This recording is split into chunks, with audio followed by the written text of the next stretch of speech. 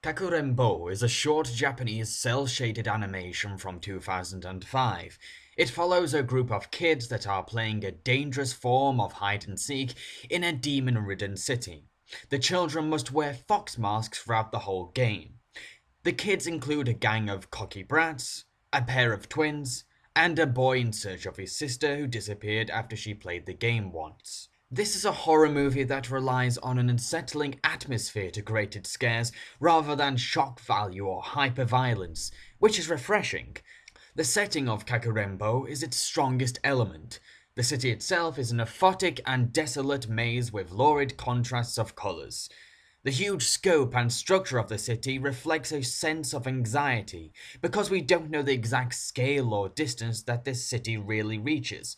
The children themselves don't have any distinctive personalities or traits, but they are essentially tools for the film to use to explore the city ruins. The demons aren't exactly grotesque to look at or visually unsettling due to being vividly recognizable, but they each have a very violent intention. You can see that these monsters are emotionless, cold, and vapid creatures with chilling determination to harm these kids. That is incredibly spine-chilling to comprehend. This short takes you right out of your comfort zone. There's nothing light-hearted or safe about it. Even the fox masks create discomfort by covering the identity of the kids, so we don't know their facial expressions or level of fear, and we have no idea what they look like. When a viewer can't even identify with the protagonist, then obviously they are yards away from any sense of comfort. I know it usually works in a horror film if you can place yourself in the position of the victim, but strangely enough, distancing yourself from every character seems surprisingly effective when watching Kakurembo. Writing unrelatable characters can be considered bad writing, but Kakurembo tries something different, another angle. It pushes the audience out of any possibility of relating to an existing character to frighten them. In a way, that's kind of scary. The fox mask is most effective when used on the boy's sister, who is silent for half of the film. Her lack of communication and the fact we can't read her face makes it hard to know her intentions, emotions, or mood. This is freaky and kind of unassuring. The music is outstanding. It's a mix of blood-curdling ambient noises and disconcerting tribal compositions that support the film's impression of panic. The original score manages to transport itself between insane pacing and music designed to suit the atmosphere. The animation is pretty good considering the fact that we can't see the characters' faces. The animators have to rely on body movement to convey any sense of emotion. Of course, this limits them, but we're given enough to understand a character's behavior.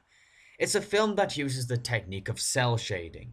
Cel shading is the art of making computer-generated imagery look almost hand-drawn. However, this animation technique doesn't really change anything or make it any special. It's nice to look at, but it doesn't really build on anything. Now, if you're wondering whether to watch it in English or Japanese, well, personally, I don't think it matters that much. The only problem with the English dub is that most of the children sound like grown men or grown women. Now, this is the same case for some of the older kids in the Japanese track, but at least that helps convey age differences. With the English dub, all the children sound like 30-year-old adults, which dismantles potential realism. Now, if this doesn't bother you, then either soundtrack should be fine. But if you can't stand when kids sound too old for their age in an animation, then I advise you to choose the subtitled viewing. That being said, the voice performances are good in the English dub, and each actor reflects vulnerability and fear within their character's delivery. The cast includes such people as Dan Green, Veronica Taylor, and Sean Shamel. If you like any of those voiceover artists, then you'll definitely benefit the English dub. To me, the highlight of Kakarembo has to be the ending, a sickening twist that left me feeling uneasy. I won't reveal anything, but let's just say that it gives the story a circular narrative.